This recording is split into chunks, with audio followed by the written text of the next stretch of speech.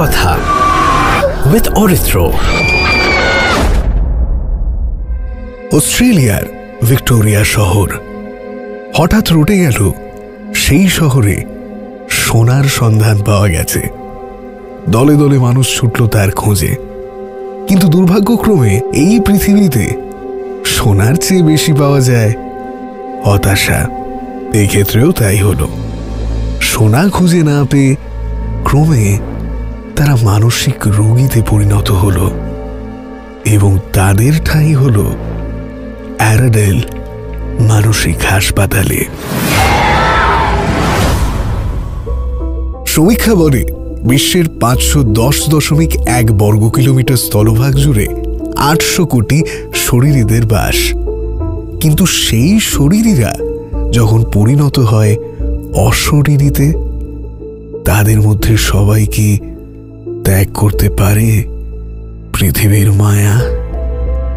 যারা পারে না তাদের এবং তাদের আস্তানার খোঁজেই থাকে অরিত্র ভূত কথায়। সেরকমই এক জায়গা অ্যারাডেল মেন্টাল হসপিটাল। 1860 সালে তৈরি হয় এই বিখ্যাত অ্যারাডেল মানসিক হাসপাতাল। এর নিজস্ব বাজার, বাগান, ফাঁসির মর্গ এবং একটি কবরখানাও ছিল। মোট 63টি দালান ছিল এবং উঠোনগুলো তথাকথিত প্রকাণ্ড দেয়াল দিয়ে ঘেরা। প্রায় 130 বছর ধরে এর কর্মকাণ্ড চলছে। কিন্তু কেন এই হাসপাতালটি হয়ে উঠল কুখ্যাত ভুতুড়ে আস্তানা? আসুন বলছি। 130 বছরের অপারেশন চলাকালীন 13,000-এরও বেশি বন্দী, রোগী এবং স্টাফ সদস্য এখানে মারা গেছেন। অতীতের সেই সব প্রেতাত্মা আজ এই স্থানে বাস করেন। কিছু বিখ্যাতও বটে। আসুন একে একে পরিচয় করাই। প্রথমেই যার কথা বলা হয় তিনি গভর্নর জর্জ ফিডিমন্টের প্রেত।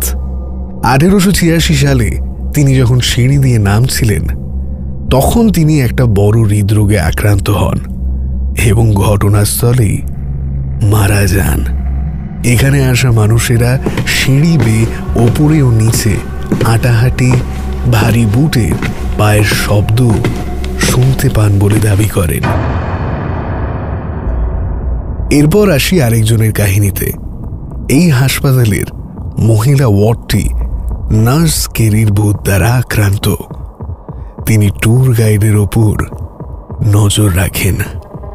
পুরো হাসপাতাল জুড়ে নার্সের ইউনিফর্মে আরও ভূত দেখা গেছে। এছাড়াও কিছু লোক একটি নির্দিষ্ট ঘরের ভেতরে তাদের মাথার আশেপাশে একটা ঝাঁকুনি অনুভব করেছে। শোনা যায় এই ঘরটি শক থেরাপির জন্য ব্যবহৃত হতো। এখানকার ওয়ার্ডের আরও একটি ঘরে লোকেরা হঠাৎ অসুস্থ এবং অযৌক্তিকভাবে ভয় পায়। লোকেরা ধাক্কাধাক্কি এবং কামড় খাওয়ার কথাও জানিয়েছে। কেউ কেউ শুনেছে ঘড়ির টিক টিক শব্দ, দেওয়ালে নির্মমভাবে আঘাতের শব্দ, যেন কেউ তাদের মাথা ঠুকছে। এই সব মিলিয়ে অস্ট্রেলিয়ার অ্যারাডেল মানসিক হাসপাতাল আজ গোটা পৃথিবীর সবচেয়ে ভুতুড়ে স্থানগুলির মধ্যে একটি, যার ঘটনা আপনাকে শিহরিত করবেই।